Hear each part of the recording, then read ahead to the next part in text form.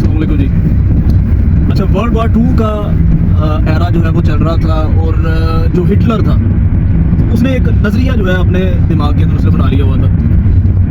Nazi theory भी उसको कहा जाता है। उसने अपने दिमाग ही बना लिया हो कि पूरी दुनिया में जो यहूदी हैं, जो ज्यूज़ हैं, इनको ख़त्म करना है, जीनोसाइड करनी है। जहाँ जहाँ यहूदी मिलता था उसको मारते थे। अगर कोई कॉलोनी यहूदी की होती थी तो वहाँ पे कुछ जहाज से बमबारी करते थे। अगर कोई इक्का दुक्का मिल जाता तो उसको वैसे ही कत्ल कर देते थे। हर जगह ब्लड शेड जो है वो जारी था, जिसको हम होलोकास्ट के नाम से आज भी सारी दुनिया जानती है। कि उसने जीनोसाइड किया था, नस्लकुशी की थी, सिर्फ एक ख़ास मज़हब के लोगों को चुन चुन के मारा था। और यहूदियों का वर्ल्ड वार 2 में ये हाल हो गया हुआ था कि वो किसी रेस्टोरेंट में नहीं जा सकते थे, उनका आईडी कार्ड नहीं बनता था, उनका पासपोर्ट नहीं बनता था, वो किसी रेस्टोरेंट में खाना नहीं खा सकते थे। लोगों ने पालतू कुत्ते पाले हुए थे, वो अपने घरों में रखे होते थे।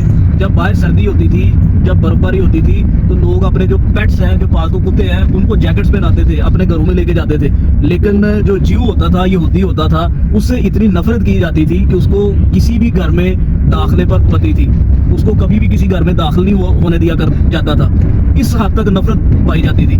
जिसके बाद जो है वो काफ़ी ज़्यादा डॉक्यूमेंट्रीज होलोकास्ट के ऊपर बन चुकी है, जिसमें एक डॉक्यूमेंट्री जो है वो बड़ी मशहूर हुई थी, जिसका नाम है फॉग एंड नाइट।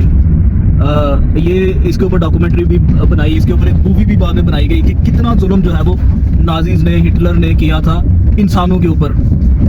ह्यूमैनिटी की बहुत ज़्यादा तंजीमें जो है वो बहुत आज तक जो है वो बोलती आई हैं कि इंसानों के ऊपर बहुत ज़्यादा जुल्म किया था।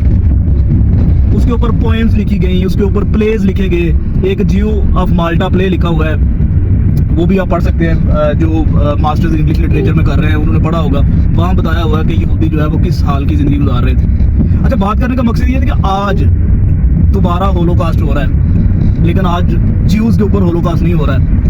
आज भी जीनोसाइड हो रहा है, आज भी नस्लकुशी हो रही है, लेकिन आज मुसलमानों की नस्लकुशी हो रही है फ़लस्तीन के ऊपर। इजराइल बिल्कुल वैसे सेम जैसे हिटलर किया करता था ना, आज इजराइल वैसे कर रहे हैं। जहाँ पे कॉलोनी है मुसलमानों की फ़लस्तीन के ऊपर, वहाँ पे बमबारी की जाती है, इनोसेंट लोगों को मारा जाता है। अभी 2-3 दिन पहले फुटेज मैंने देखी, ड्रोन की फुटेज जो है, रोंगटे खड़े हो जाते हैं कि बच्चे, औरतें, बूढ़े, बुजुर्ग, जिनके हाथ में वेपन नहीं था, जो मिलिटेंट्स नहीं थे, जो रेबल्स नहीं थे, बागी नहीं थे, खाना लेने के लिए गए हुए थे, वहाँ पे कैंप के इर्द गिर्द जमा थे, और वहाँ पे ड्रोन जाता है और वहाँ पे फायरिंग होती है, शेलिंग होती है, और दर्जनों लोग जो है वो मौके पे ख़त्म हो जाते हैं। हॉस्पिटल्स के ऊपर बमबारी हो रही है, इंटरनेशनल लॉ की खिलाफ वर्जी हो रही है। पूरी दुनिया में जो ह्यूमैनिटी की जो तंजीमें बनी हुई हैं, जो NGOs बनी हुई हैं, सारी की सारी चुप है। मैं हैरान हूँ कि जब ज्यूज़ के ऊपर जुल्म हो रहा था तो एटलीस्ट उसके ऊपर डॉक्यूमेंट्रीज तो बन रही थी, उसके ऊपर पोएम्स तो लिखी जा रही थी, उसके ऊपर कहानियाँ, नॉवेल्स तो लिखे जा रहे थे। आज फ़लस्तीन के ऊपर जितना जुल्म हो रहा है, कोई पोएम भी नहीं लिख रहा, कोई डॉक्यूमेंट्री भी नहीं बना रहा। सेम फॉग एंड नाइट जो है आज फ़लस्तीन के ऊपर है। फॉग एंड नाइट का मतलब है कि आज अगर उनके पास कुछ है ना, वो याद हो दे रहा है उनके पास, या धुंध है ना, उनके पास खाने को कोई चीज़ है ना, पहनने को कोई चीज़ है। कुछ जो है वो टेंट लगाए हुए हैं, वहाँ पे लोग रह रहे हैं, कभी खाना मिल जाता है और कभी नहीं मिलता। और नहत्ते लोगों के ऊपर जो है वो हर रोज़ फायरिंग की जाती है इजराइल के ऊपर। और मैं हैरान हूँ पूरी दुनिया में कितने अरबों मुस्लिम जो है वो इस वक्त मौजूद है। पैसे के लिहाज से, वेपन्स के लिहाज से पाकिस्तान जो है वो माशाल्लाह एटॉमिक पावर है, लेकिन हम इसको चला नहीं सकते। सऊदी अरब की बात कर लें, कुवैत की बात कर लें, कितने अगर मुस्लिम कंट्रीज़ की बात कर लें, दौलत में जो है वो हम सबसे आगे हैं, पावर्स में हम सबसे आगे हैं। लेकिन आज हम अपने जो नहते मुस्लिम हैं फ़लस्तीन के अंदर, हम उनकी मदद करना तो दूर की बात, हम उनके लिए आवाज़ भी नहीं उठा सकते। बड़े अफसोस की बात है। ये PSL का मैच हो रहा था कुछ दिन पहले लाहौर के अंदर, पाकिस्तान के अंदर, जो मुस्लिम कंट्री है, इस्लाम के नाम पर, कलमे के नाम पर ये मुल्क बना, और वहाँ पे एक खतून थी, उन्होंने फ़लस्तीन का झंडा पकड़ा हुआ था, उसको अंदर जाने की इजाज़त नहीं मिली।